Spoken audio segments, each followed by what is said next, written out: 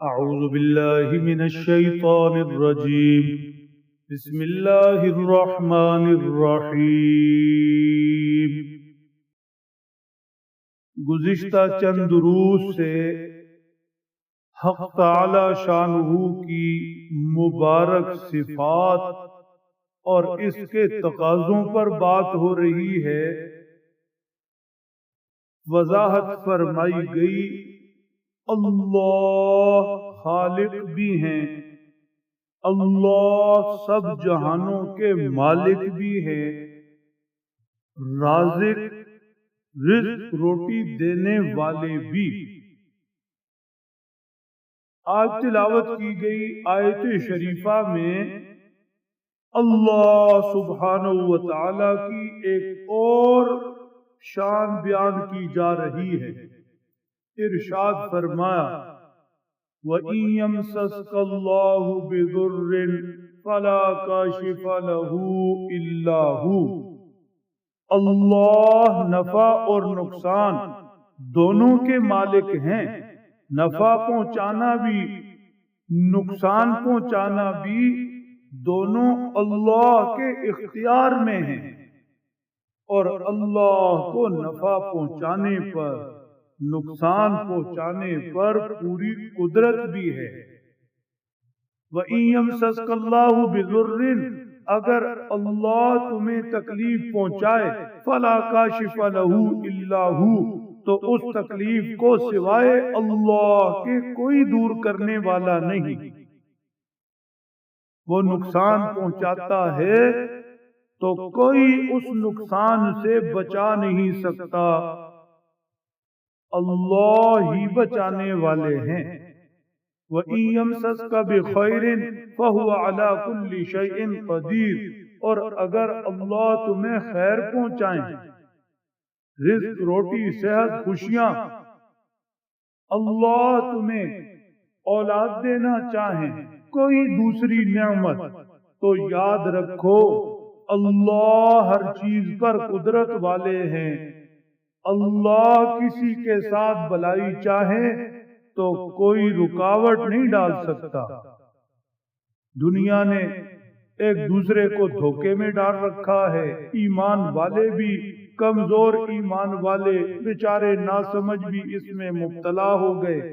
آج طرح طرح کے لوگ بیٹھے ہوئے جو رکاوٹیں دور کرنے کا دعویٰ کر رہے ہیں، کاروبار میں بندش، فلاں میں بندش، اولاد میں بندش، ساری رکاوٹیں ختم۔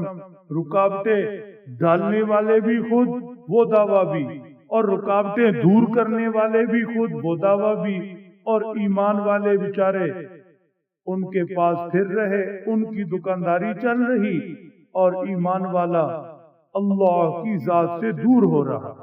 کیا زبردست ایمان بڑھانے والی آیات ہیں۔ اللہ ہی تکلیف دور کرنے والے، کوئی دوسرا نہیں۔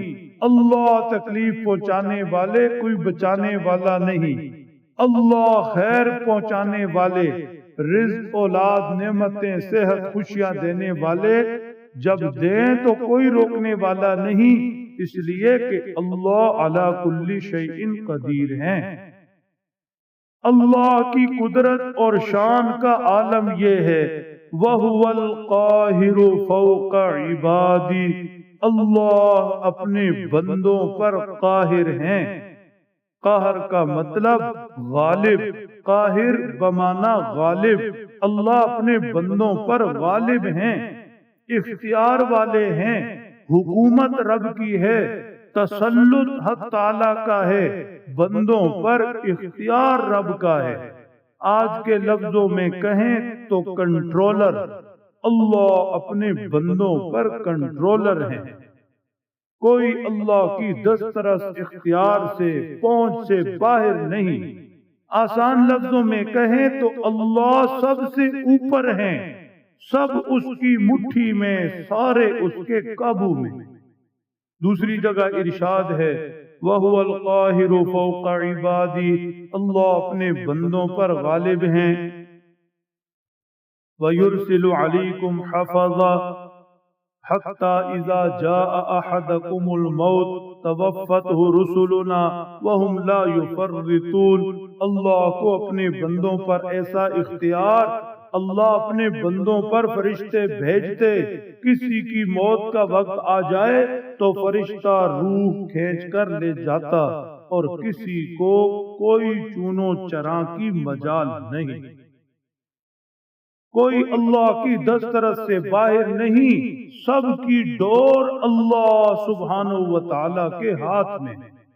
وَهُوَ الْحَكِيمُ الْخَبِيرُ، اللہ حکمتوں والے ہیں، جلد نہیں پکڑتے، مہلت دیتے ہیں، ان کے ہر فیصلے میں حکمت، کسی کو دیں تب بھی حکمت، نہ دیں تب بھی حکمت، کسی کو کچھ دے کر لے لے اس میں بھی حکمت اور بھلائی۔